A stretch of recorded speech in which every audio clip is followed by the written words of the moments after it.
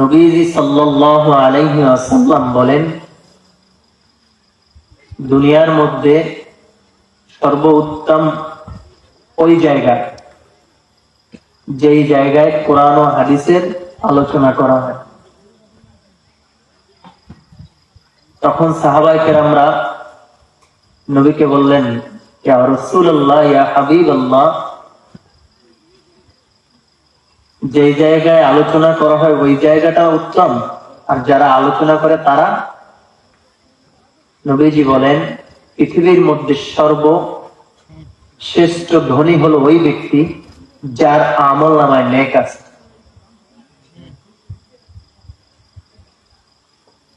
আর এখানে বসলে কিন্তু নেক কাম করা যাবে, ঠিক না? নেক কাজ করা যায় কি যায় না? বিভিন্ন মজলিসে গেলে গুনাহ হইবে স্বাভাবিক। এইখানে কোনো গুনার কোনো কারবার আছে বলেন? এই মজলিসটা এমন একটা মজলিস, আমাদের চরমনায়ের জমিনে ঘুমায় মরহুম সৈয়দ ফজলুল করিম রহমাতুল্লাহ আলাইহি, হুজুর একটা কথা বলতেন প্রায় মাহফিলেই, বাবারা, যেখানে কোরআনের আলোচনা করা হয় শুরু থেকে শেষ পর্যন্ত যদি কোনো বান্দা থাকে মুনাজাতের আগ পর্যন্ত, তার আমল নামায় 50 লক্ষর নেকির কম জমা হইতেই পারে। পৃথিবীতে আমরা আসছি কোন কাজের জন্য? নেক কাজ করার জন্য। কি কাজ করার জন্য? নেক কাজ করার জন্য। নেক কাজের ভিতরে নামাজ আছে না নাই? রোজা আছে না নাই? হজ আছে না নাই? যাকাত, পর্দা। এখন তো পর্দার কথা বললেই হুজুর ফতুয়াবাদী, ঠিক না? আপনি তো সেটাই বললেন যে সত্য, কিন্তু সত্য মানে না। নেক কাজের ভিতরে মা বাবার খেদমত আছে না নাই? নেক কাজের ভিতরে নামাজ আছে না নাই? তো পৃথিবীতে আমরা আসছি নেক কাজ করার জন্য, ঠিক না? কিন্তু আর সাহাবায়ে কেরামদের মধ্যে এমন একটা প্রতিযোগিতা ছিল, নেক কাজ করার প্রতিযোগিতা, আর আপনার আমার মধ্যে হলো গুনার কাজ করার প্রতিযোগিতা। কথা বলেন ঠিক কিনা?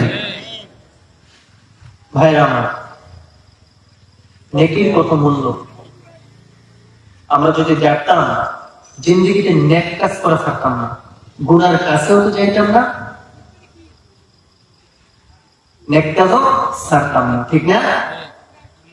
একবার সাহাবায়ে কেরাম আল্লাহ নবীকে জিজ্ঞেস করতেছেন, ইয়া রাসূলুল্লাহ, ইয়া হাবিবাল্লাহ, নেকি কি জিনিস, নেকির কত মূল্য?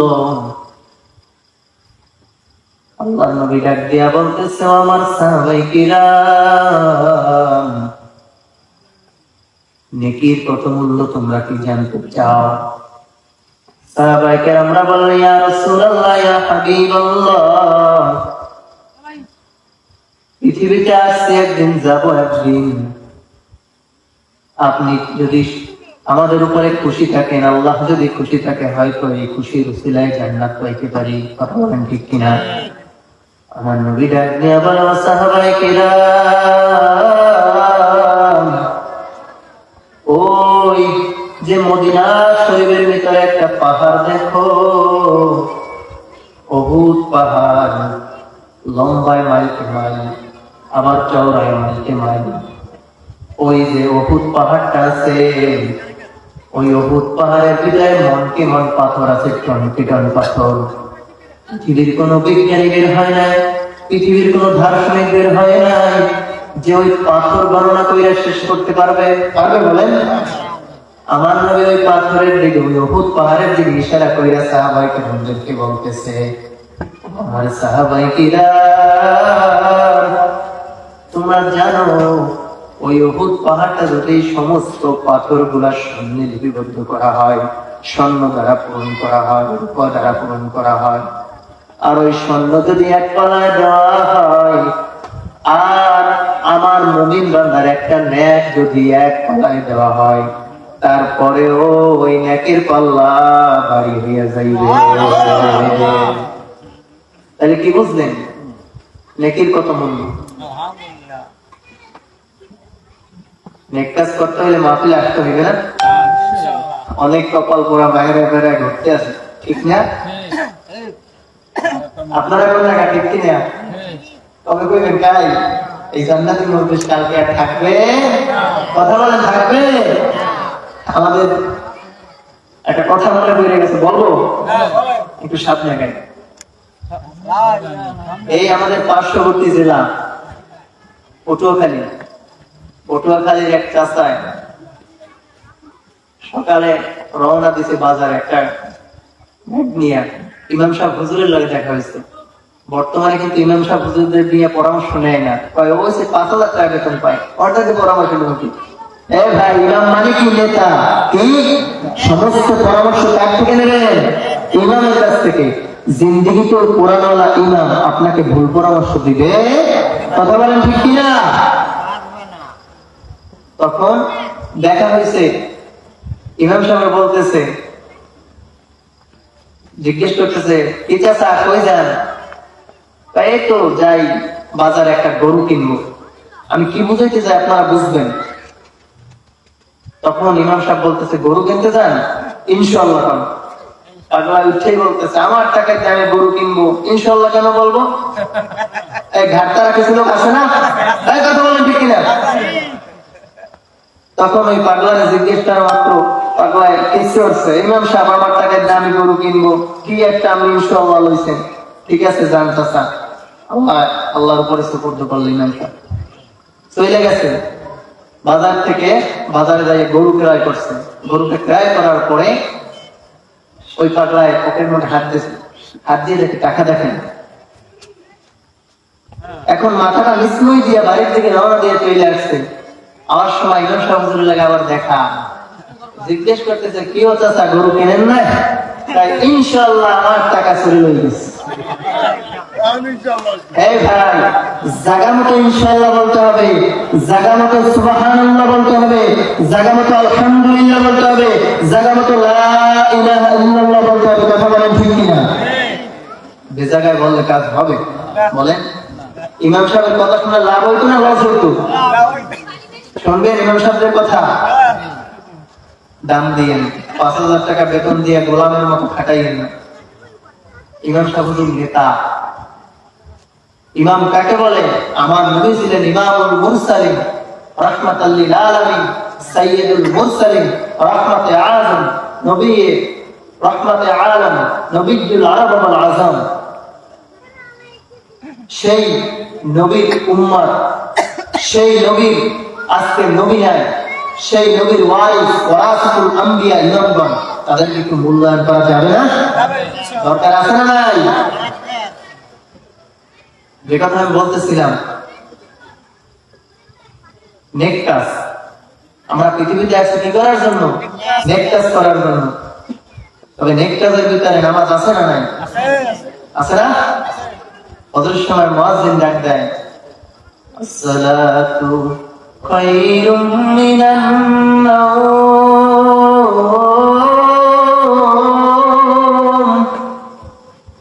ঘুমের থেকে নামাজ ভালো, আর তুমি ঘুমাইও না, ঠিক মতো পড়িলে নামাজ, জান্নাত তোমার ঠিকানা। ঠিক না? আর কপাল পড়ার দল ওই আজানের সময় কায়দার হলো ল্যাপটপ পেছাইয়া কানের মধ্যে হেডফোন টেডফোন দিয়া তারপর বুড়া দিয়ে ঘুমায়। বুঝা হলে মানুষ আছে না গরু আছে, বুঝে যায়। এ ভাই, আপনি আমি মুসলমান, মুসলমান তো আপনি আমার কাজে দেখাইতে পারবে, মুসলমান তো আপনার কর্মে থাকবে। খালিদটা বড় দাড়ি, লম্বা জামা, বড় পাগড়ি, এটা কি মুসলমান? হ্যাঁ, মুসলমানের পরিচয় দরকার আছে না নাই? দিব পরিচয়। এক কবি বলতেছেন তার ভাষায়, মুসলমানি বদগরদন মেহাদান मुसलमानी बदगर्दन नहादन इनाने खुदो बदसती का ज़दादन गर्ब सूरत आदमी इंसाबूदे अहमद बुज़ल हामिद साबुदे। চেহারা মানুষের আকৃতি দেখাইলে মুসলমান হয়? বলেন, কালেমা পড়লেই মুসলমান হয়? নবীকে লালন পালন করছিল নবীজির আপন চাচা, কি কথা বলেন ঠিক না? কালেমা পড়ছিল। আমার নবীকে কত রকমের পরীক্ষা করছিল। একদিন আবু জাহেল এসে বলতেছে, এই মুহাম্মদ, তুমি আমার ভাতিজা, আমি এটা মানি, আমি কালেমা পাঠ করবো, তুমি যদি আমার হাতের মুঠের মধ্যে কি আছে তুমি যদি বলতে পারো তাহলে আমি কালেমা পাঠ করবো। एक दिन तबा किया अबू जहल ने कहा, या मोहम्मद हक के अंदर है कहा, बोलते हुई कम करी कलेमा तो यो बल उठी। सुबहानाल्लाह। ভাইরা আমার নবীকে যখন বলল, মুহাম্মদ আমার হাতের মধ্যে কি আছে তুমি বলতে পারবা? যদি বলতে পারো কালেমা পাঠ করবো। আমার নবী ইশারা করতে দেরি হয়, হাতের মুঠের মধ্যে থেকে একটা পাথর বলে, লা ইলাহা ইল্লাল্লাহু মুহাম্মাদুর রাসূলুল্লাহ। পাথর হয়ে আমার নবীকে চিনলো, আর কপাল পোড়া মুসলমান নবীর উম্মত হয়ে আমার নবীকে চিনলাম না। কথা বলেন ঠিক না? ভাইরা আমার, আবু জাহেল কিন্তু এখানেই খেলতো না। আবু জাহেল বলতেছে, মুহাম্মদ তুমি এত বড় জাদুকর, আমি আগে জানতাম না, তুমি না দেখে বললে বলাই তোমার নাম পাথর পর্যন্ত বলে। আরেকদিন এসে বলতেছে, মুহাম্মদ তুমি যদি একটা বিচি ছাড়া খেজুর দিয়ে গাছ খাওয়াইয়ে দেখাইতে পারো তাইলে আমি কালেমা পড়বো। আপনাদের কাছে প্রশ্ন, হইবে কি হইবে না? হ্যাঁ, হবে কি হবে না? আমার নবীর বিরহের বেদনায় হুসনে হান্দানা খেজুর গাছও কান্না করছে, ঠিক না? তখন আবু জাহেল এসে বলতেন, এই মুহাম্মদ তুমি এই বিচি ছাড়া খেজুরটা দিয়ে একটা গাছ হয় দেখাও তো। নবী ডাকতে বলে, চাচা একটু ধৈর্য ধারণ করে, আমার মাওলা চাইলে তো এই বিচি ছাড়া খেজুর দিয়া গাছ হবে। শুধু গাছ হবে তাই না, ও চাচা আপনি একটু অপেক্ষা করেন, এই গাছ দিয়ে আবার খেজুরও হবে। আস্তে আস্তে করিয়া আমার ওই খেজুর লাগাই গেছে, গাছ হয়েছে। কিছুদিন যাবত আস্তে আস্তে যাইতে যাইতে খেজুরের ফুল হয়েছে। সুবহানাল্লাহ। আস্তে আস্তে করিয়া সেই গাছে আবার খেজুর হয়েছে। হাজী সাহেবরা এখন হজে যায়, বিচিছেরা খেজুর নিয়ে আসে কি আসে না? আমার নবীর এই মুজিজা দেখা আবু জাহেল বলতেছে, চাচা বলতেছে, ভাতিজা তুমি এত বড় জাদুকর আমি জীবনেও জানতাম না, তাইলে তোমার সামনে খেজুর নিয়ে আসতাম না। আমার নবীকে জাদুকর বলে না। ভাইরা আমার, আবু জাহেল তারপর কালামা করে না। আরো একদিন এভাবে আসছে, আয়েশা বলতেছে, ভাতিজা মুহাম্মদ তুমি তো বিচি ছাড়া খেজুর দিয়ে খেজুর হয় দেখাইছো, গাছ হয় দেখাইছো, এই একটা খেজুরের আটি নিয়ে আসছি, কুইরা কয়লা কইরা তারপর খেজুরের আটিকে নিয়ে আইছি, তাই এখন তো আর গাছও হবে না খেজুরও হবে না। আমার নবী ডাক দিয়া বলে, চাচা একটু অপেক্ষা করে, আমার মা ভাত চাইলে তো হইতে পারে। কথা বলে ঠিক না? মাওলা পাক রব্বুল আলামিনের দিকে তাকাইয়া আমার নবী ডাক দিয়া বলতেছে, মালিক আবু জাহেল আমাকে পরীক্ষা করতেছে, আপনি ফলাফল দিয়ে দিবেন। আমার নবীকে জিবরাইল আলাইহিস সালাতু ওয়াস সালাম আয়েশা বলতেছে, নবী আপনি টেনশন করবেন না, আমাকে আল্লাহ পাঠিয়ে দিয়েছে, আপনি কিছু খেজুরের আটিটা আপনার হাতে দিয়ে দেন। নবী খেজুরের পুরা হাঁটিটা হাঁটি নিয়ে তারপর মাটির মধ্যে রোপণ কইরা দিছে। কিছুদিন যাওয়ার পরে ওই খেজুর গাছটা আস্তে আস্তে করিয়া বড় হইয়া গেছে। জোরে কথা ভাইরা আমার, আবু জাহেল বলতেছে, বাতিজা তুমি গাছ হয়েছে ঠিকই, খেজুর কিন্তু হবে না। হবে কি হবে না বলেন? হাজী সাহেবরা এখন নিতে যায় হজ করতে, ওরা খেজুর আছে না নাই? আমি মিথ্যা বললাম না সত্যি বললাম? আমার নবীর মুজিজা দেখাও আবু জাহেল কালেমা পাঠ করলো না, আপন চাচা হইয়াও তাকে লালন পালন করলো বছরের পর বছর, কালেমা পাঠ করলো না। আর আমরা বিনা দরখাস্তে বিনা চাহনিতে সেই নবীর উম্মত হলাম। আমাদের কপাল আজকে কি অবস্থা আমাদের ভিতরে!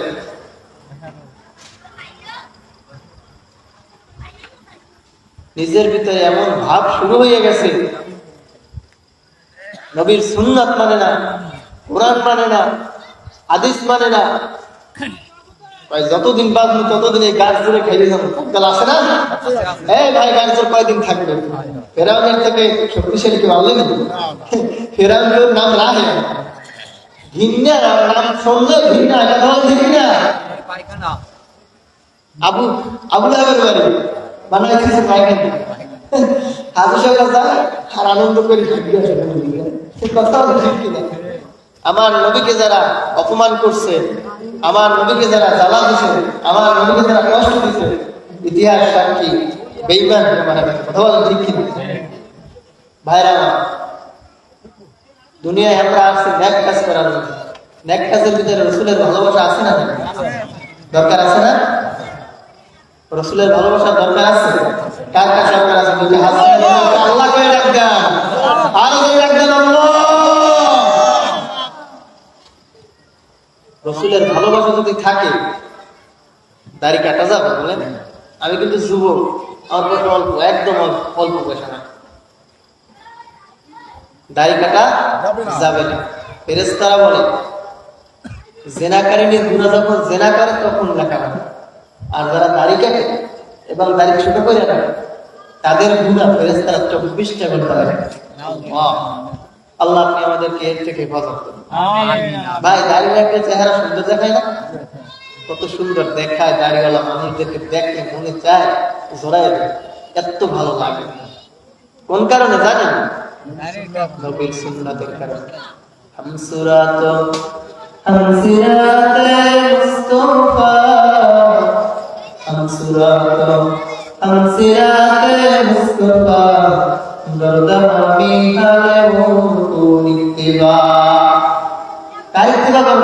নবীজির সুন্নাতে, ঠিক না? এক হাদিসের ভিতরে নবী বলে দুইটা জিনিস যদি তার উম্মতরা আঁকড়ায় দেয়, শক্ত করে যদি আঁকড়ায় দেয়, জিন্দেগিতে পথভ্রষ্ট হবে না। বলবো সেই হাদিসটা? বলেন, বলবো? জোরে বলতে হবে, বলবো?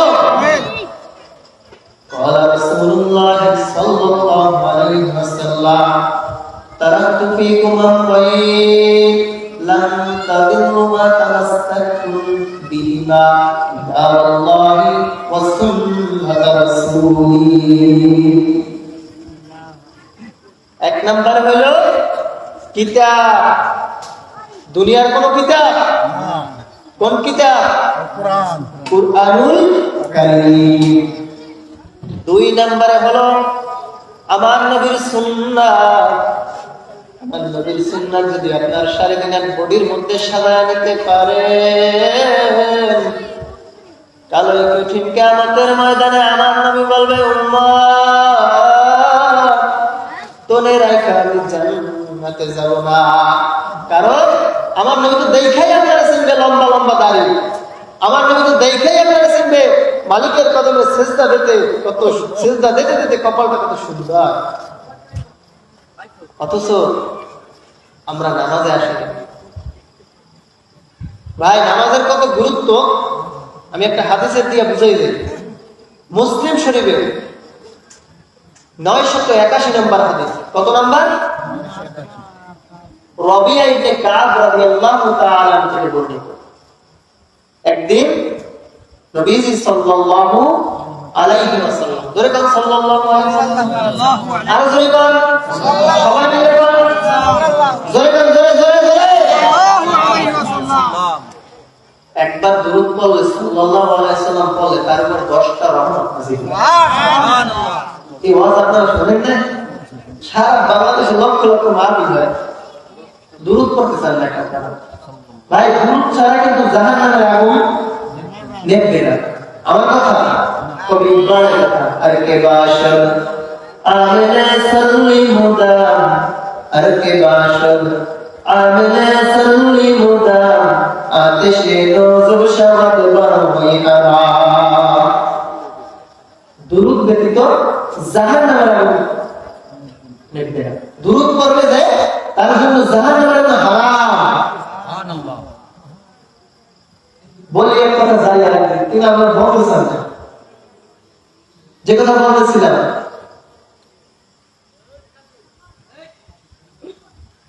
যে দুনিয়া আসছে আমার নেক কাজ করার জন্য, ঠিক না? নেক কাজের ভিতরে রাসূলের ভালোবাসা, রাসূলের ভালোবাসা কি? রাসূলের সুন্নাত কি? সুন্নাত বলেন কি? রাসূলের ভালোবাসা কি?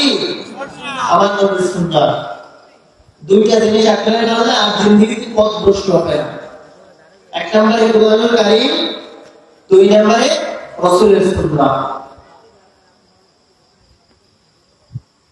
রাসূলের সুন্নাহ এমন এক জিনিস যার ভিতরে থাকবে ওই মানুষটা দুনিয়াতেও শান্তি, আখিরাতেও শান্তি। এজন্য ইনশাআল্লাহ রাসূলের সুন্নাহ মানতে লাগিয়েছি না? আল্লাহ তাআলা আমাদের কবুল করুন, বলুন আমিন। মোহতারাম হাজির, পৃথিবীতে আসছে আমরা নেক কাজ করার জন্য। নেক কাজের ভিতরে নামাজ আছে। যে কথা বলছিলাম হাদিসের কথা, রবিয়া ইবনে কাব, কি না? রবিয়া ইবনে কাব আল্লাহ রাসূলকে একবার রাতে হাজারের পানি, আল্লাহ রাসূল হাজার সাথে সেই কারণে পানি এনে দিয়েছেন রবিয়া ইবনে কাব। তখন রাসূল রবিয়া ইবনে কাব কে জিজ্ঞেস করে, সাল তুমি কি আমাকে কিছু বলবা, বলতে চাও? রবিয়া ইবনে কাব বলছেন, না ইয়া রাসূলুল্লাহ, আমি আপনাকে কিছু বলতে চাই। তখন আবার নবী বললেন, না তুমি যেন কি আমাকে কিছু বলতে চাও, তুমি আমার কাছে কিছু চাও? রাসূল বললেন, আজকে তুমি আমার কাছে যা চাইবে আমি তা দেব। তখন রবিয়া ইবনে কাব বলছেন, ইয়া রাসূলুল্লাহ, ইয়া হাবিবাল্লাহ, আমি আপনার কাছে আজকে যা চাইবো আপনি আমাকে তাই দিবেন। আমি ডাক দিয়া বলতেছো, রবিয়া ইবনে কাব, তুমি আমার কাছে যা চাইবা আমি তাই দিব, তাই নাই, তুমি যা চাইবা আমি তাই আজকে তোমাকে দিব। রবিয়া ইবনে কাব ডাক দিয়া বলতেছে, ইয়া রাসূলুল্লাহ, ইয়া হাবিবাল্লাহ, আমি চাই আপনার সঙ্গে একটু জান্নাতে থাকতে। এই ভাই, ওইখানে যদি আমরা হইতাম কি বলতাম? ইয়া রাসূলুল্লাহ, গাড়ি দেন, বাড়ি দেন, সুন্দর নারী দেন, কি বলতাম? কি বলতাম না? কথা বলেন ঠিক না? সাহাবায়ে কেরামদের চাওয়া এমন সুন্দর ছিল, কি চায়? জান্নাতে থাকতে চায়। উত্তরে নবী কি বলছে শুনবেন না? কারা কারা শুনবেন? আল্লাহ জয় রাখবেন। নবী বলতেছে, তুমি জান্নাতে থাকতে চাও? ইন্নাহু বিকাসরাতিস সুজুদ, যদি তুমি জান্নাতের ভিতরে থাকতে চাও, যদি তুমি জান্নাতের ভিতরে থাকতে চাও, বেশি বেশি আল্লাহর কদমে সিজদা দাও।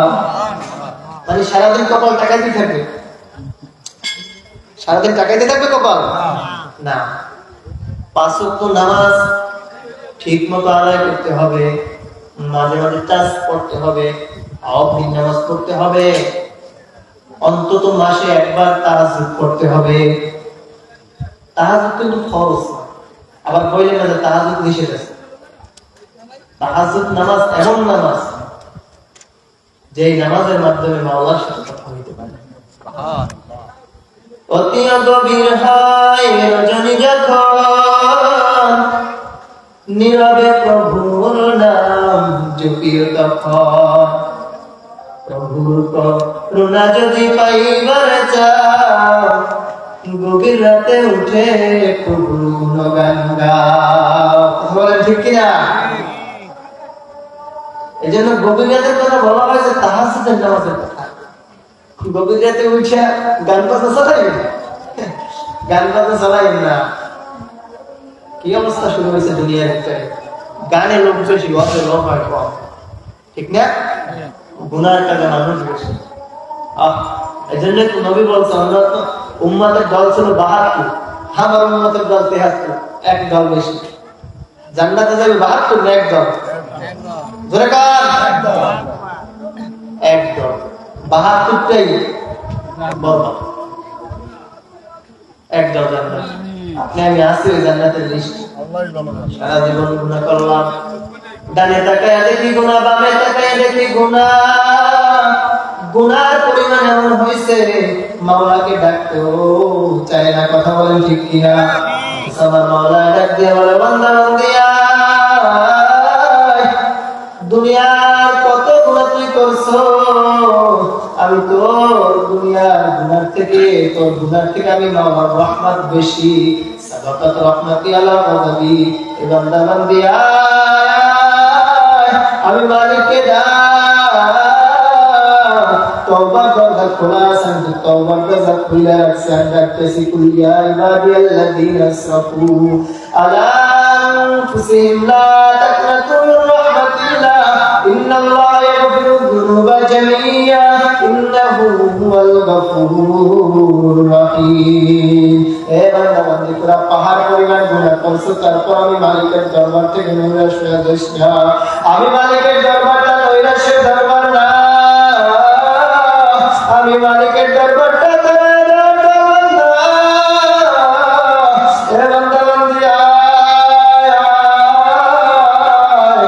আমি মাওলাকে ডাকতে দেরি করবি, আমি মাওলা তোদের গুনাহ মাফ করতে দেরি করব না। ভাইরা, নবী মুসা আলাইহিস সালাতু ওয়াস সালামের জামানায় একটা যুবক ছিল, এমন কোন গুনাহ নাই যে করে নাই। এমন গুনাহ করতে করতে করতে করতে এলাকার পরিবেশ পর্যন্ত নষ্ট করে ফেলাইছে। নবী মুসা আলাইহিস সালাতু ওয়াস সালাম সিদ্ধান্ত নিল, সমস্ত মানুষগুলা নিয়ে সিদ্ধান্ত নিল, ওই যুবককে এই এলাকায় রাখা যাবে না। আমি আপনাদেরকে বুঝাইতে চাই আল্লাহর রহমত কত বেশি। ওই যুবকটাকে এই গ্রাম থেকে তারা দিতে হইবে। নবী মুসা আলাইহিস সালাতু ওয়াস সালাম সমস্ত মানুষদেরকে নিয়ে যুবককে যখন গ্রাম থেকে তাড়ায় দেয়, জঙ্গলাবাসী করে দেয়, ওই যুবক এবার জঙ্গলাবাসী হয়ে গেল। ওই জঙ্গলাবাসী হইয়া ওই যুবক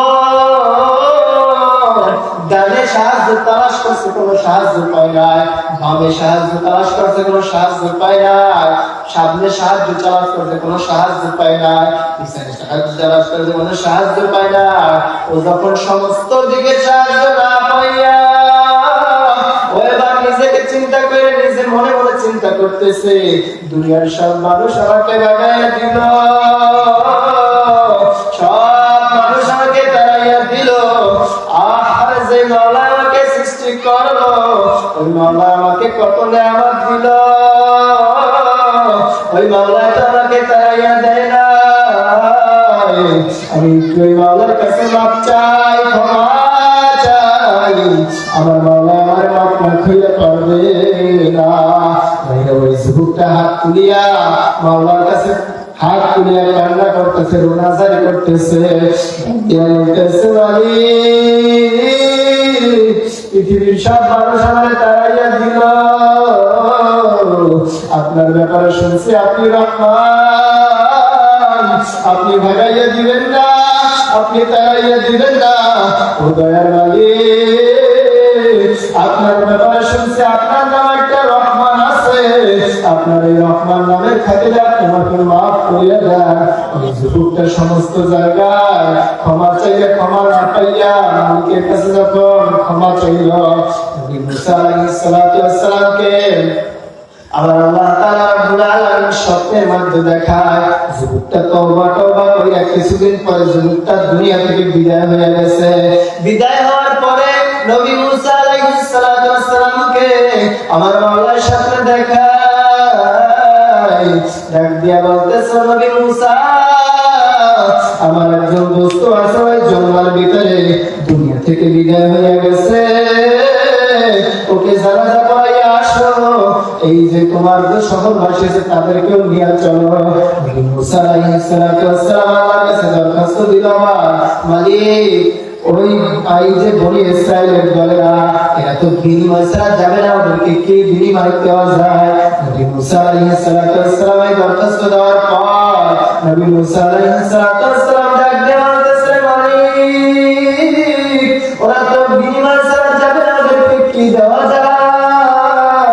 নবী মুসা আলাইহিস সালাতু ওয়াস সালামকে আল্লাহ তাআলা বলতেছে, যারা যারা আজকে এই জানাজার শরীক হবে তাদেরকে আমি মাওলা মাফ করিয়ে দিব। সুবহানাল্লাহ। ভাইরা, নবী মুসা আলাইহিস সালাতু ওয়াস সালাম সমস্ত শহরের মানুষদেরকে নিয়ে জঙ্গলের দিকে যাওয়া শুরু করে দিল। একে একে জঙ্গলের দিকে যায়, জঙ্গলের দিকে যাইতে যাইতে যাইতে যাইতে যুবককে যখন মানুষ দেখা শুরু করলো, মানুষ এইবার ওই যুবককে দেখা বলতেছে, তো বড় গুনাহগার, যার কারণে আমরা এলাকা থেকে তাড়াইয়া দিয়েছি, জঙ্গলে চলে আসছে। ও নবী মুসা, তুমি বললা আল্লাহর একজন দোস্ত, কিন্তু আমরা দেখি বড় গুনাহগার। ও নবী মুসা, তুমি মিথ্যা কথা কেন বললা? নবী মুসা আলাইহিস সালাতু ওয়াস সালাম আল্লাহর কাছে আবার দরখাস্ত পেশ করলো, মালিক সমস্ত মানুষ বলতেছে গুনাহগার, আর আপনি বললেন ও আপনার দোস্ত। আল্লাহ ডাক দিয়া বলে, নবী মুসা, ওই লোকেরা সত্য বলছে, আমি মালিকও সত্য বলছি। নবী মুসা, দুনিয়ার সমস্ত দরজা থেকে তোমরা আমাকে তাড়াইয়া দিলা, তাড়াইয়া দিছো ঠিক। ও যখন সমস্ত স্থানে সাহায্য তালাশ করলো, ও যখন সমস্ত স্থানে সাহায্য তালাশ করিয়া কোথায় সাহায্য পাই নাই, ও আমি মালিকের কাছে এমন ভাবে তওবা করলো, ওর তওবাটা আমি মালিকের কাছে এত পছন্দ হইল, এত পছন্দ হইল। ও নবী মুসা, ও যদি ওই সময় বলতো, মালিক দুনিয়ার সব মানুষদেরকে আপনি মাফ করিয়া দেন, আমি ওই সমস্ত মানুষদেরকে মাফ না করে পারতাম না রে মুসা। ভাই, আমার আল্লাহ কত দয়ার, কত দয়ার, কত দয়ার। আমার মাওলা পাক রব্বুল আলামিন ডাকে, এ বান্দা বান্দি আয়, তোরা আমার তওবার দরজা খোলা, আমি মালিকের কাছে তওবা কর। ওই ফজরের সময় মুয়াজ্জিন ডাকে, সালাতু খায়রুম মিনাল মাউত, ঘুমের থেকে নামাজ কালো, আর তুমি ঘুমাইও না, ঠিক মতো পড়লে নামাজ জান্নাত তোমার ঠিকানা। বান্দা, তোকে ফজরে ডাকলাম পাইলাম না, আমি রাগ করিয়া তোর খানা বন্ধ কইরা দিলাম, আবার তোকে জোরে ডাক দিলাম পাইলাম না, রাগ করিয়া তোর চোখে দেখা বন্ধ কইরা দিলাম না। বান্দা বান্দি, তোকে আবার আসর ডাক দিলাম, তোকে পাইলাম না, আমি রাগ করিয়া তোর মুখ থেকে হাজার হাজার কথা বলো, মুখটা বোমা করে দিতে পারতো কি পারতো না? আমার মাওলায় দেয় না, আমার মাওলায় তারপর আবার ডাক দেয়, মাগরিবে আয় আয় আয়, কুল ইয়া ইবাদিয়াল্লাযীনা আসরাফু আলা আনফুসিহিম লা তাকনাতু মির রাহমাতিল্লাহ, ইন্নাল্লাহা ইয়াগফিরুয যুনুবা জামিআ, ইন্নাহু হুয়াল গফুরুর রহিম। বান্দা বান্দি, তোকে মাগরিবেও পাইলাম না, আবার তোকে এশারের সময় ডাক দিলাম। বান্দা বান্দি, তোকে এশার পাইলাম না, আমি রাগ করিয়া তোর খানা বন্ধ কইরা দিলাই, আমি রাগ করিয়া সব নিয়ামত বন্ধ করে দিতে পারতাম, কিন্তু আমি মালিকটা করি নাই। আমি মালিক তাকায় আছি, তুই কখন আমাকে ডাক দিবি আল্লাহ বলিয়া, তুই আমাকে ডাকতে দেরি, আমি মালিক তোকে মাফ করতে দেরি করবো না।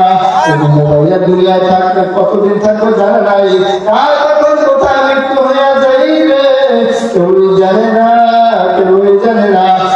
দুনিয়ায় আসলে একদিন যাবো, একদিন আমার মাওলাকে রাজি খুশি করিয়া, আমার নবীকে রাজি খুশি করিয়া কারা কারা আমার মাওলাকে রাজি খুশি করে আমার নবীকে রাজি খুশি করিয়া আমার মাওলার ডাকে সারা দিব দুটা হাত ধরে জুড়ে একবার আল্লাহ আর ও মালিক আপনি এই ময়দানের দিকে তাকাইয়া দেখেন আপনার কাছে সুপর্দ করলাম আপনার বান্দারা 5 ওয়াক্ত নামাজ পড়বে আপনার পথে চলবে আপনার কথা শুনবে রাসূলের পথে চলবে ও মালিক জিন্দেগিতে আর গুনাহ করবে না আল্লাহ আপনি সকলকে কবুল করুন